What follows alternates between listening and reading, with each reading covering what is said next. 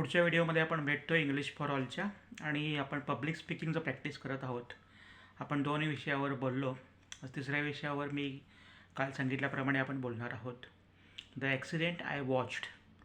म्हणजे आता याची पार्श्वभूमी अशी आहे की 2 दिवसापूर्वी तुम्ही गाडीवरून चालला होता.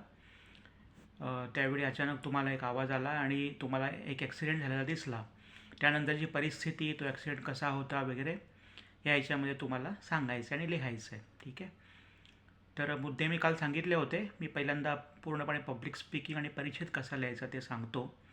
पब्लिक स्पीकिंग नीट ऐका. Day before yesterday, I was going to office at 10 a.m. in the morning.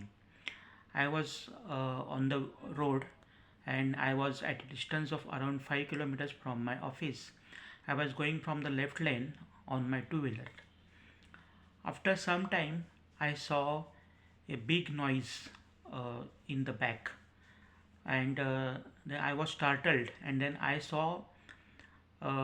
stopped there and I saw that there was one collision between a scooter and a car, and the scooter was being driven by a woman, and she fell on the ground. Suddenly, a crowd came to the spot and they helped each other. They uh, went to the woman. Also, the car driver went to the woman. He stopped his car, and they lifted her scooty. And one of the women in the spot asked her whether she has got a lot of pains and bruises. Then she told that no, she is good actually. Then the woman offered her water and she let her sit besides near the accident spot. Also, the car driver apologized for the incident, and the mistake was of car driver. He was not having a speed limit actually, and then the women who were besides the woman who got hurt took her to the dispensary, and then also the car driver gave some compensation to her, and the woman said it's okay, it happens, and she forgave the car driver. So this was the accident scenario. Actually, from that particular incident, I noted that everybody should follow the traffic rules strictly, and everybody should maintain the speed limit denoted by the traffic department. Actually, the car was not following proper speed limit, and the horizontally or vertically it was not proper, so it got collided with the scooter, and uh, fortunately the accident was not too serious in terms of loss to life or uh, means of hospitalization. So basically everybody then went to their work. So this was my experience of an accident. So definitely I will also follow the rules, and I will also make awareness among my friends and neighbors to follow the rules. As you know, January 1st to January 7th is observed as Road Safety Week. At that time, I will also do some awareness campaigns to know people about importance of observing the traffic rules. I will also participate in slogan competition and etc. So basically, uh, this is the public speaking. तर असं public speaking आपण करू शकतो. तुम्ही पूर्ण ऐकलं आहे आणि ह्याच्यामध्ये जे मुद्दे आहेत ते असे आहेत. मी परवा दिवशी चाललो होतो आणि कुठे चाललो होतो, अचानक मला आवाज झाला आणि मी बघितलं तर स्कूटी आणि कारचा ॲक्सिडेंट झाला होता. सर्वजण तिथे आले, इतर जण, आणि स्कूटी उचलून धरली त्यांनी आणि त्या महिलेला विचारलं काय झालं का. ती म्हणाली नाही आहे. तसं तिला थोड्या जखमा झाल्या होत्या आणि तिला त्यांनी दवाखान्यात नेलं. कारवाल्याने सुद्धा माफी मागितली आणि तिला काही भरपाई दिली. आणि यावरून मी असं सांगू इच्छितो की प्रत्येकाने ट्रॅफिकचे किंवा वाहतुकीचे नियम पाळले पाहिजेत. आणि ट्रॅफिक किंवा वाहतुकीचा एक सुरक्षा सप्ताह असतो 1 जानेवारी ते 7 जानेवारी दरवर्षी. त्यावेळी पण मी स्वतः प्रयत्न करणार की जागरूकता पसरवण्यासाठी चांगलं काम करायला प्रत्येकाने पुढं झालं पाहिजे, हो की नाही. तर असं मी हे करतो आणि त्यानुसार मी प्रयत्न करतो. आता ह्याच्यामध्ये काही काही अवघड शब्द होते. कोलिजन, COLLISION, कोलिजन म्हणजे धडक. ठीक आहे. डिस्पेन्सरी, DISPENSARY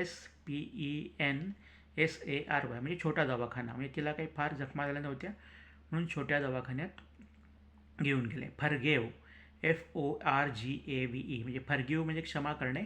फॉरगेव म्हणजे क्षमा केली. त्या महिलेनं त्याला क्षमा केली. ॲपॉलॉजाइज्ड म्हणजे त्याने माफी मागितली. कारवाल्यानं माफी मागितली महिलेची माझी चूक झाल्याबद्दल. अवेअरनेस म्हणजे जागरूकता. AWARENESS म्हणजे अवेअरनेस मी पसरवली ह्याच्याबद्दल. पसरवेन, प्रत्येकाला सांगेन की तुम्ही रस्ता सुरक्षेचे नियम पाळा. दरवर्षी कित्येक अपघात होतात आणि त्यामध्ये अनेक जण मरतात. तर हे झालं नाही पाहिजे. प्रत्येक जीव हा महत्त्वाचा आहे, हो की नाही? तर त्याप्रमाणे मी अवेअरनेस किंवा जागरूकता पसरवेन आणि त्यानंतर सगळेजण आपापल्या कामाला निघून गेले. तर अशा प्रकारे तुम्ही जो विषय दिला आहे त्याचे मुद्दे बनवू शकता आणि त्या मुद्द्यावर तुम्ही पहिल्यांदा लिहू शकता.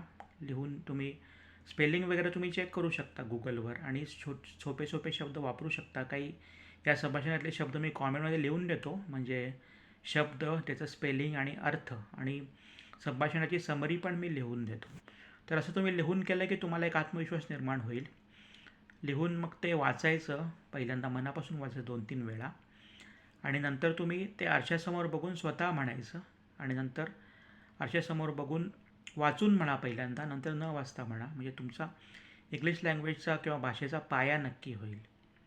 तर अशा तऱ्हेने तुम्ही प्रत्येक विषयावर असे छोटे छोटे तुम्ही स्वतः विषय तयार करा आणि त्याच्यावर तुम्ही लिहा आणि पब्लिक स्पीकिंग करा. म्हणजे तुमचा एक आत्मविश्वास वाढतो आणि तुम्हाला जे शब्द वापरायचे आहेत तुम्ही गुगलवर बघू शकता. त्याचं स्पेलिंग तुम्हाला तिथे मिळेल लगेच. धडक म्हणजे कोलिजन.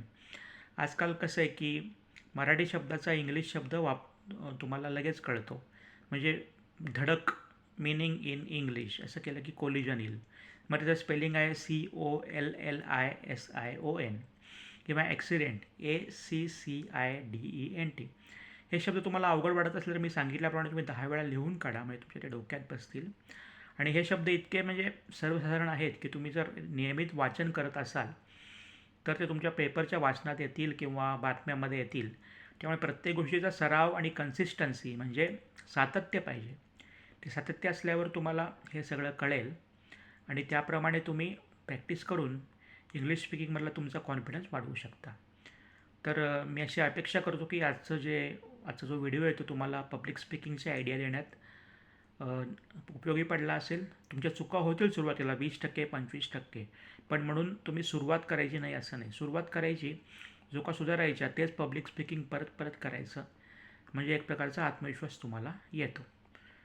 ठीक आहे. तर या व्हिडिओमध्ये इथेच थांबूया आणि हे चॅनल सबस्क्राईब करा, लाईक करा, शेअर करा, बेल आयकॉन दाबा, म्हणजे तुम्हाला नवीन नवीन व्हिडिओ मिळतील ज्याद्वारे तुम्ही इंग्लिश भाषेवर प्रभुत्व मिळवाल आणि तुमच्या वापरात इंग्लिश आत्मविश्वासाने येईल आणि तुम्हाला एक प्रकारचा आत्मविश्वास लाभेल.